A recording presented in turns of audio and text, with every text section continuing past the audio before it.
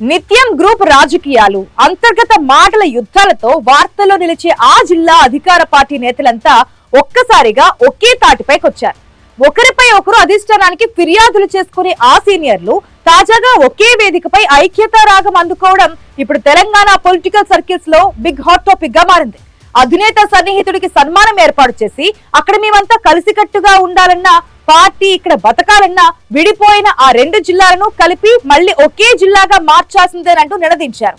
జిల్లాల విభజన తర్వాత అంతా కలవడం లేదని, విడిగా ఉండే కంటే కలిసి ఉండడం మేలంటూ అక్కడి నేతలు చర్చించడం ఇప్పుడు అధికార కాంగ్రెస్ లో కొత్త చర్చకు దారితీసింది.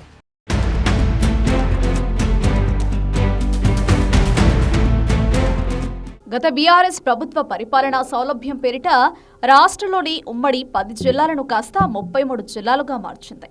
ఈ క్రమంలోనే చారిత్రాత్మక ప్రాధాన్యత కలిగిన ఉమ్మడి వరంగల్ జిల్లాను ఏకంగా 6 జిల్లాలుగా 7 ముక్కలుగా చేసేశారు. ఈ విభజన అప్పట్లోనే తీవ్ర వివాదాలకు దారితీసింది. ముఖ్యంగా ఒకే నగరంగా జంట నగరాలుగా ఉన్న వరంగల్, హన్మకొండలను 2 వేరువేరు జిల్లాలుగా మార్చడాన్ని ఇక్కడి ప్రజలు అస్సలు జీర్ణించుకోలేకపోయారు. 2023లో కాంగ్రెస్ అధికారంలోకి వచ్చినప్పటి నుంచి జిల్లాల పునర్విభజనపై చర్చ జరుగుతూనే ఉంది. గతంలో పీసీసీ అధ్యక్షుడిగా ఉన్న సమయంలో రేవంత్ రెడ్డి సైతం ఉమ్మడి వరంగల్ జిల్లా పర్యటనలో ఈ జిల్లాల విభజన అత్యంత అశాస్త్రీయంగా జరిగిందని, ఒకే సిటీని 2 జిల్లాలుగా ముక్కలు చేయడం ఏంటని పదే పదే ప్రశ్నించారు. కాంగ్రెస్ అధికారంలోకి రాగానే వీటిని సమీక్షిస్తామని హామీ ఇచ్చారు. దీంతో రేవంత్ సర్కార్ రాగానే వరంగల్, హన్మకొండలు మళ్లీ ఒకటవుతాయని ప్రజలు, లీడర్లు బలంగా నమ్మారు. అయితే ప్రభుత్వం ఏర్పడి 2.5 ఏళ్లు దాటుతున్నా ఆ ప్రక్రియ ముందుకు సాగడం లేదు.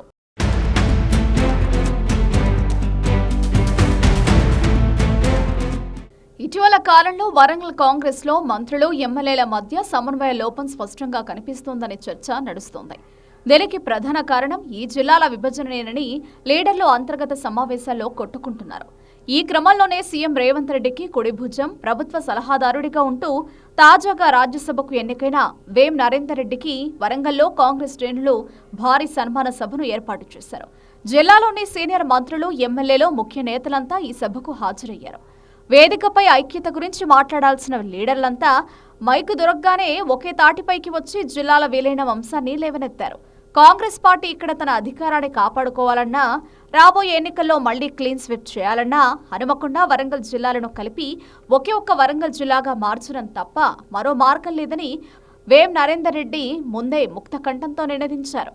దీంతో జిల్లాల పునర్విభజన అంశం మళ్లీ చర్చనీయాంశంగా మారింది.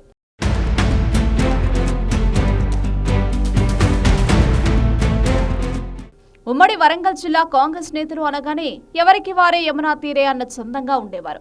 అయితే అందరూ ఒకటి కావాలని అటు అధిష్టానం, ఇటు సీఎం రేవంత్ రెడ్డి గట్టిగా చెప్పడంతో ఇటీవల డిన్నర్ పార్టీలో సన్మాన సభల పేరుతో లీడర్లు ఒక తాటిపైకి వచ్చే ప్రయత్నం చేస్తున్నారు. కానీ ఈ జిల్లాల విభజన తమ ఐక్యతను పెద్ద అడ్డంకిగా మారిందని వారు భావిస్తున్నారు. ఒకే నగరంలో ఉంటూ ఒక జిల్లా నేతలు ఇంకో జిల్లా పార్టీ కార్యక్రమాలకు వెళ్లాలన్నా పదవులు, ప్రభుత్వ కమిటీల ఖరారుల్లో ప్రోటోకాల్స్ ఎక్కడికక్కడ అడ్డం వస్తున్నాయట.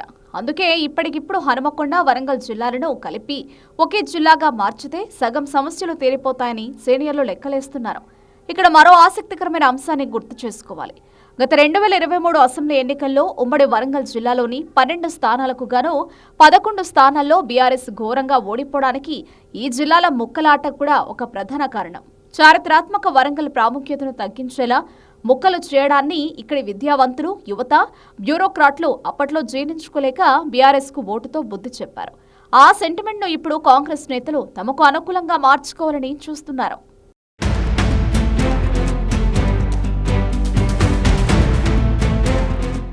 జిల్లాల విభజన అయినప్పటి నుండి ఉమ్మడి వరంగల్ జిల్లాలో హనుమకొండను వరంగల్లో కలిపి ఒకే జిల్లాగా ఉంచాలని అటు ప్రజలు, ప్రధాన రాజకీయ పార్టీల నేతలు భావిస్తున్నారు.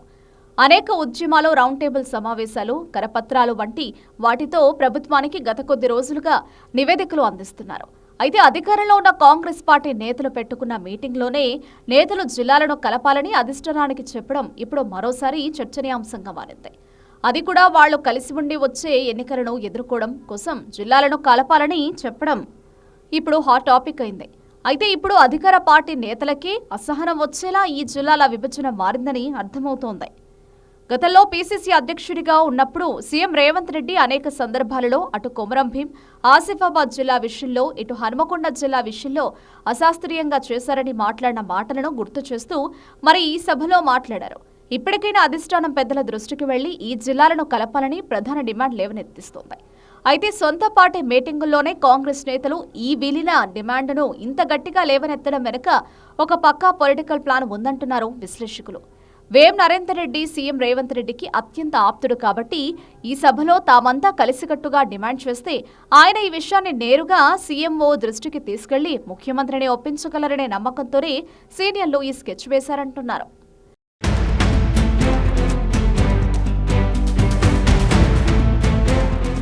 ఏదేమైనా ప్రభుత్వ నిర్ణయాలలో మార్పులు చేర్పులు ఉండాలి అంటే ప్రతిపక్షాలు, ప్రజా సంఘాలు డిమాండ్ చేస్తాయి. కానీ విడ్డూరంగా అధికార కాంగ్రెస్ పార్టీ నేతలే 2 జిల్లాలను ఒకటిగా చేయాలని తమ ప్రభుత్వ అధినేతలకే చెప్పడం వరంగల్లో చర్చకు దారితీస్తోంది.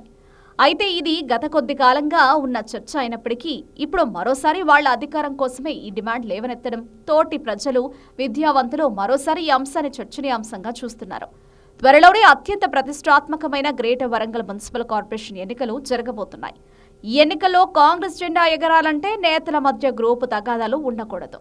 ఒకవేళ జిల్లాలను కలపకుండా ఇలాగే నాంచుడు ధోరణి అవలంబిస్తే లీడర్ల మధ్య సమన్వయం కుదరక అది కాస్త ప్రతిపక్షాల చేతికి ఆయుధంగా మారుతుందని, గ్రేటర్ ఎన్నికల్లో దెబ్బతింటామని నేరుగా ప్రభుత్వ పెద్దలకే లీడర్లు హెచ్చరికలు పంపుతున్నారు. మరి ఈ సన్మాన సభ వేదికగా వచ్చిన డిమాండ్పై సీఎం రేవంత్ రెడ్డి ఎలా స్పందిస్తారు?